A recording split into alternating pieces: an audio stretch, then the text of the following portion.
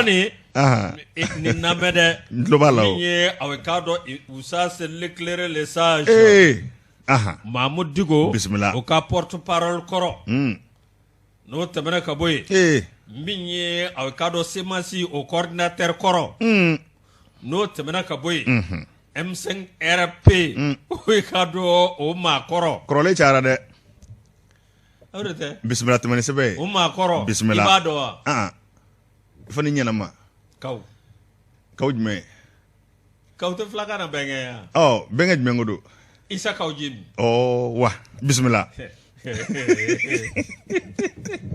isa kaw jim ni awekado mami ngumbe nabi kanjani usas l'éclairer Mahmoud Digo ni otoy na borola awekado kanake mi les patrons les mou l'imperturbable asumu ko ja alle ne gara président bi isa kaw jim ba fa ne mako le sérieux les patriotes mi awekado les grands alle ko matena bismillah Youssou Karamati gasiti la mali de kan nayni magaja bismillah andon mi isa ka ojim mako ngono ko matsika maga mamina mi awekado mami ngono ko mako ko mami si ne no ibava ko kuluba isa ka ojim mi ni awekado numero disikoro na yi isa makata inve abi isa makata inve mi ni awekado mouvement 5 juin a Messi mi ni awekado a Edson Arantes do Nascimento le volcan Pelé mi awekado isa ka ojim ka abebolula angro to chara sare to injara sa akman njona belawa wa Edson Arantes famna volcan Pelé no boray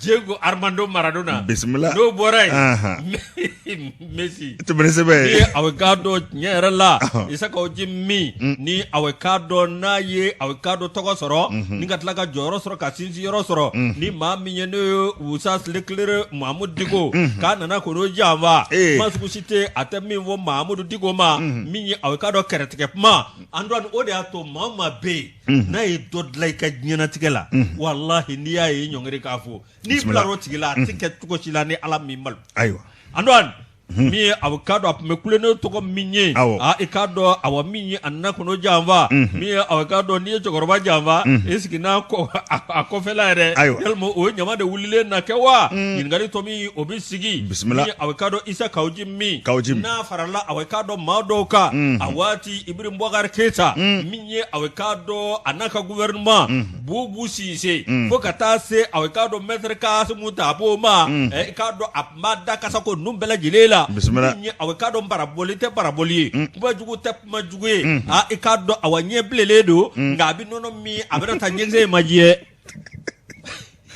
Youssou bismillah Andouane isa kawjim minye awekado abibo mi ngalama ali bi awekado chogal kokala maiga okele premier ministre ikado abi masuku bela jile fo abi awekado majugu suku bela jile fo chogal kokala maiga ma atoro de la sa minye awekado minye réseaux sociaux awekado minye communicateur Touré ala ka do akalu dibila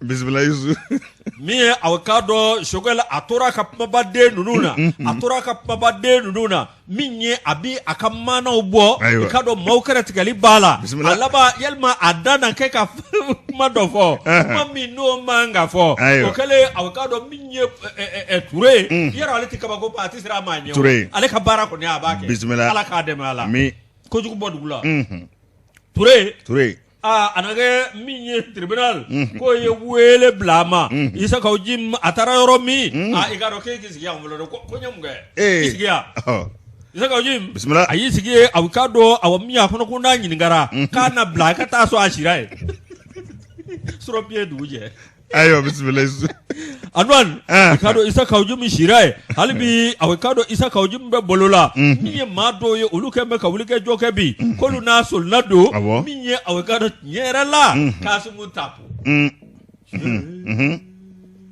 mami me Kasmu tapu porondo kolo hore ke ma sol nado ma ala Sornando fana da mabara Adwan Kenyere mi Odo. avocado o kalesa Bismillah. ka jakulu min be no ye ACRT association min be nu ko ku be transition deme mi avocado nu ko aw mi ni propaganda association do no lu me avocado aw mi tayini sirala ko asimu bi deme abenata avocado mi transition de to mi pasku bele jele bi fo mi gouvernement min be bi a ikado nyere la ko avocado e mi demsenu ngap me sabtelier ak demi ndawga mi sugal ko kala bayga mi avocado pasku bele jele bi fo mi avocado fasiri bay a ikado ko ni namede adilé par certains pour son franc-parler et détesté par d'autres pour ses accès.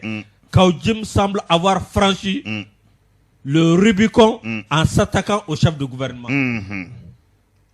Abimbadovo, au candidat yi. Ibe Rubicon do an.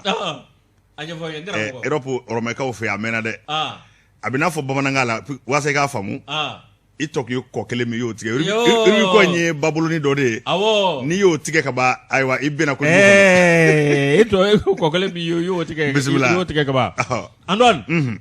Mi avocado nyere la mi Mahmoud Digo avocado est-ce que na Digo fe bi nyamba dra aklib de ngo tugu law parce que Digo rek na da goshi ayo andon mi avocado Mahmoud Digo ga awa porte parole koro mi avocado M5 RPK awa numéro 10 semasi oka coordinateur mi Isa Kaujimi ikado atale mi avocado nyere la ami bo mi ngalama avocado ni shukura etopta dama Bismillah.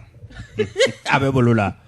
Bon, mi avocado ngoye mi ni ma ko fele avocado SNT Mado quatrième vice-président yelma anato ni jogola wa yelma habilité parlementaire bakawa yelma dasuku do be ni yo sago mi awa sutura brefri mbi globala o jatidina do kawa ngere to mi abiski isa ko jim Bismillah. Abe bolula bi Aywa.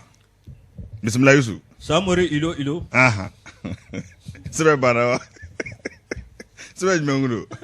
Ni sebe? Anya bo le combat kono. Le combat. Ne ka subatere ko bin ko do aso. Ale ka fasiriye ni. Anya bo le combat kono.